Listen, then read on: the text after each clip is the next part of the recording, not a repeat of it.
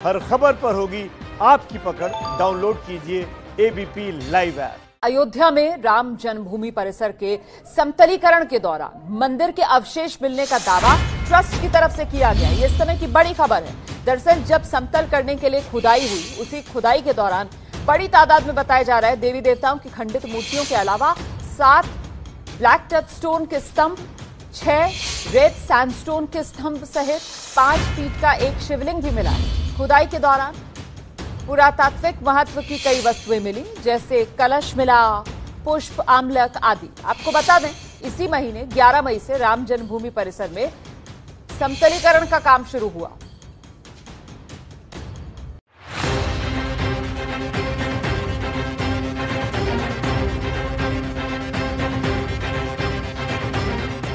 आपकी TV screen पर ये जो खंडित खंभों की तस्वीरें हैं, वो राम जन्मभूमि के समतलीकरण के दौरान मिली है। राम जन्मभूमि ट्रस्ट के महासचिव चंपत राय ने कहा है कि खुदाई में शिवलिंग मिला है। एक शिवलिंग प्राप्त हुआ है जो लगभग 4 फीट 11 इंच लंबा है और जिसकी परिधि 42 इंच की है। ठीक ऐसा ही शिवलिंग कुबेर टीले पर भी लगा मिला है। खुदाई के दौरान भारी संख्या में देवी देवताओं की खंडित मूर्तियों के अलावा 7 ब्लैक टच स्टोन के स्तंभ, 6 रेड सैंडस्टोन के स्तंभ भी मिले हैं। ढांचे के मलबे में दबे हुए काले कसौटी पत्थर के 7 खंभे हमको प्राप्त हुए हैं। इसके अतिरिक्त भी अनेक पत्थर के, बलुआ पत्थर के नक्काशीदार अंग हमको मिले हैं। 10 दिनों से राम जन्मभूमि में समतलीकरण का काम चल रहा है। फिलहाल 10 मजदूर जेसीबी, क्रेन, ट्रैक्टर की मदद से खुदाई में लगे हुए हैं। खुदाई के दौरान पुरातात्विक महत्व की कई वस्तुएं मिली हैं, जैसे कलश, पुष्प, आमलक भी मिले हैं। वीएचपी के सुपरवाइजर के मुताबिक पत्थरों की घिसाई में लगे मजदूर भी सफाई में लग गए हैं। तेजी से चल रहा है सब सफाई बफाई का। सब लेबर लोग वहीं जन्मभूमि पे, जेसीबी लगे हैं, ट्रैक्टर लगे हैं, सब वहीं चल रहा है। वहीं जो खड्डा जो पीछे था वो भी पाट दिया गया है। राम जन्मभूमि से रामलला को अस्थायी भवन में शिफ्ट करके मंदिर निर्माण स्थल में साफ सफाई का काम चल रहा है। इसके बाद मंदिर निर्माण की प्रक्रिया भी शुरू होगी। अच्छा, देखिए, मेरे साथ इस समय खास मेहमान मौजूद हैं। वीएचपी के प्रवक्ता विनोद बंसल हमारे साथ मौजूद हैं, बीजेपी के प्रवक्ता प्रेम शुक्ला हमारे साथ हैं, मेरे साथ मेरे सहयोगी अयोध्या से रणवीर भी मौजूद हैं। बहुत बहुत स्वागत आप सभी का। पहले मुझे लगता है हम विनोद बंसल जी के पास चलते हैं और विनोद बंसल जी बेहतर तरीके से बता पाएंगे कि सर, ये जब समतलीकरण का काम शुरू हुआ तो सबसे पहले खुदाई में क्या निकल कर आया, जरा विस्तार से बताइए ना दर्शकों को। देखिए, जो 11 तारीख से खुदाई शुरू हुई उसमें देवी देवताओं की खंडित मूर्तियां, पुष्प कलश, दोरजाम, अमलक, ऐसी अनेक कलाकृतियां, इसके अलावा जो मेहराब के पत्थर हैं, 7 जो है ब्लैक टच स्टोन के स्तंभ मिले हैं हमें, 6 जो है रेड सैंड स्टोन के स्तंभ मिले हैं। इसके अलावा 5 फुट की नक्काशी युक्त एक बड़ा सुंदर शिवलिंग की आकृति मिली है। तो ऐसी अनेक चीजें मिल रही हैं। और ये जो समतलीकरण है उसमें ये इस तरह की मूर्तियों को मिलने का मतलब है कि हमें लग रहा है कि भी देखिए, जो हम बार बार कहते थे कि भाई मंदिरों के को ध्वस्त करके आक्रमणकारियों ने अपने अपने स्तंभ बनाने की कोशिश करी, वो जो कुचेष्टा की, उसमें क्या हुआ कि ये सारी चीजें दबती चली गई जमीन के अंदर। तो संभवतः वही निकला होगा। लेकिन बात यह है कि इसमें बार बार वो जो हिंदू समाज कहता है कि भाई जो मुगल कालीन एरा में इस तरह से हिंदुओं का दमन हुआ, हिंदू मंदिरों के ऊपर आक्रमण हुए और इस तरह का जो सर, मुझे लगता है अब इस मामले में सुप्रीम कोर्ट का फैसला आ चुका है और सुप्रीम कोर्ट ने इस मामले पर जो कहा है, हमें उसका सम्मान करते हुए अपनी बातचीत के दायरे को बांधना चाहिए। आप तो मुझे ये बताइए कि ये किस किस एरिया के अंदर हो रहा था, ये खुदाई का काम, समतलीकरण का काम, कितनी दूर जहां पर रामलला विराजमान है उस जगह हो रहा था, कहां पर हो रहा था, कहां से निकला ये खुदाई में? देखिए, जो रामलला विराजमान जहाँ पर थे पहले, अभी तो स्थान बदल गया, तो उसी के आसपास का जो क्षेत्र है सारा जो 67 एकड़ जमीन है, वो 67 एकड़ जमीन के अंदर ही ये समतलीकरण का काम हो रहा था।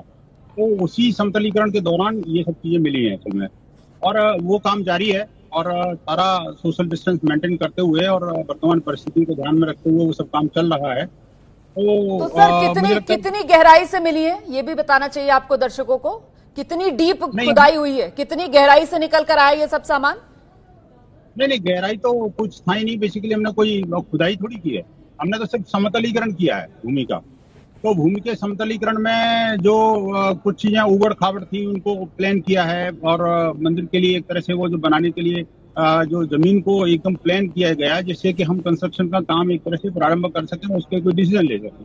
तो कोई खुदाई वुदाई नहीं की इसमें, खुदाई करने का काम तो ये सब था जो पूरा कर चुकी बेसिकली। तो मतलब आप ये बता रहे हैं कि वहां पर एक तरीके से जो ढांचा था उसी को जब समतल करने का काम किया गया उसमें से ये निकल कर आया, यही कह रहे हैं बंसल जी?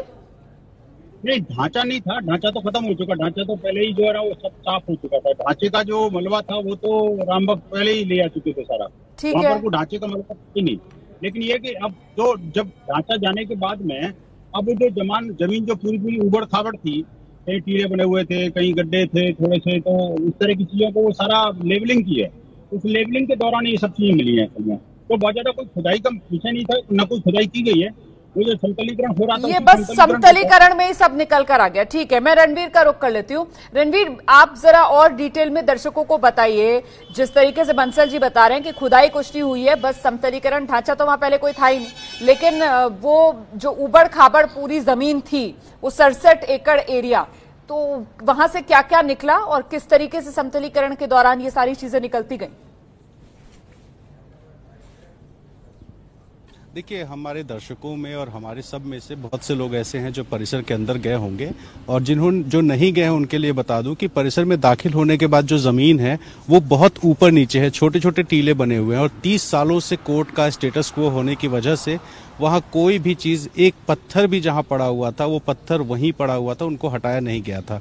और बहुत से ऐसी जमीन जो रामलला परिसर जो है वो थोड़ी ऊंचाई पर है, उसके आगे पीछे की जमीन भी ऊंची नीची थी। ऐसे में जरूरत थी उस पूरे इलाके को समतल करने की सबसे पहले, और साफ सफाई करने की, क्योंकि बहुत ज्यादा पेड़ पौधे और झाड़ियां उगी हुई थी साइड में।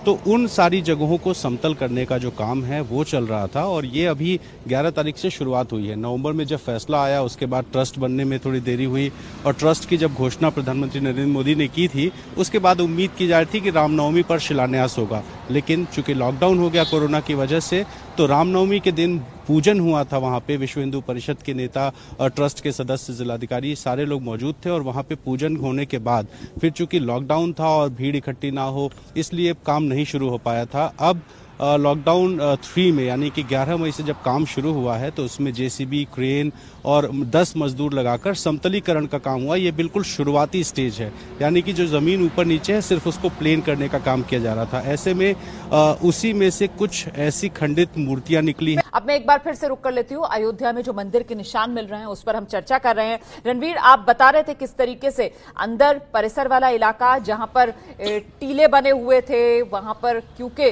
स्टेटस को मेंटेन रहा कई दशकों तक, तो हर चीज जैसी थी वैसी ही रही, और अब जब समतलीकरण का काम चल रहा है तो फिर ये मंदिर के निशान जो सामने आ रहे हैं, रणवीर?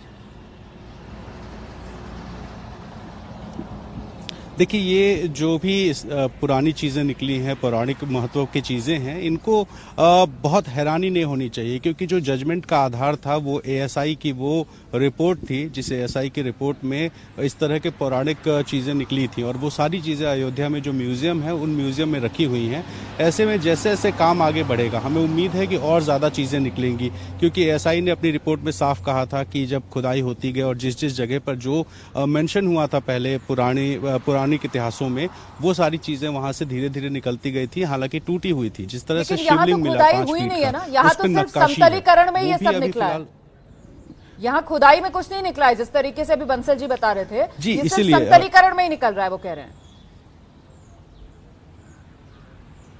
जी, मैं भी यही कह रहा था कि अभी बिल्कुल शुरुआती स्टेज है और 10 दिन हुए। 11 तारीख से खुदाई समतलीकरण का काम हुआ है। हालांकि वो जो पत्थर वहां पे जमीन है वो ऊबड़ खाबड़ है, यानी कि मिट्टी के टीले बने हुए हैं, और मिट्टी के टीलों वाली उस जगह को समतल किया जा रहा है। रामलला जहां पे विराजमान थे उनको हाल फिलहाल में ही शिफ्ट किया गया रामनवमी के दौरान, और एक अस्थायी स्ट्रक्चर में रामलला को रखा गया ताकि दर्शन किया जा सके। और जब हम रंग महल की तरफ से दर्शन के लिए घुसते हैं तो बिल्कुल बाईं तरफ रामलला का वो अस्थायी मंदिर है, जो स्ट्रक्चर है उसको रखा गया है, और आगे की जमीन है जहां पर मुख्य गुंबद, जो मुख्य जहां रामलला रखे हुए थे उस जगह को फिलहाल समतल किया जा रहा है और आसपास का पूरा जो करीब 70 एकड़ जमीन है जिसको कोर्ट ने राम जन्मभूमि तीर्थ क्षेत्र स्थल को दिया है, निर्माण वहां पर शुरू होना है, उस पूरे इलाके में धीरे धीरे काम शुरू हो रहा है। और आपको बताऊं कि अभी पूरी तरीके से काम भी शुरू नहीं हो पाया है क्योंकि सिर्फ 10 मजदूर लगे हैं, जेसीबी और क्रेन लगाई गई है। आने वाले दिन में जैसे जैसे कोरोना का संकट दूर होगा ये काम बड़े स्तर पर होगा।